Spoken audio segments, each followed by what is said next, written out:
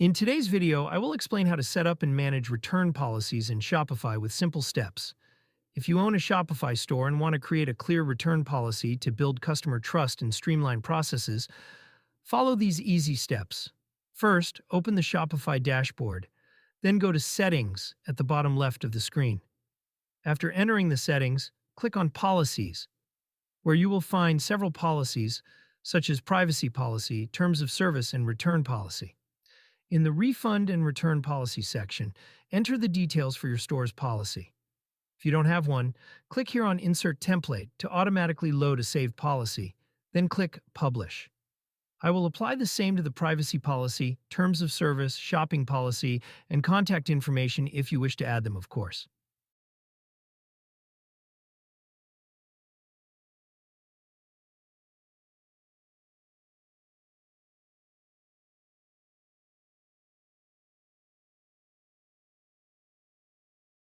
After finishing, click on Manage, and this page will appear in Shopify, allowing you to set up your store's return policy.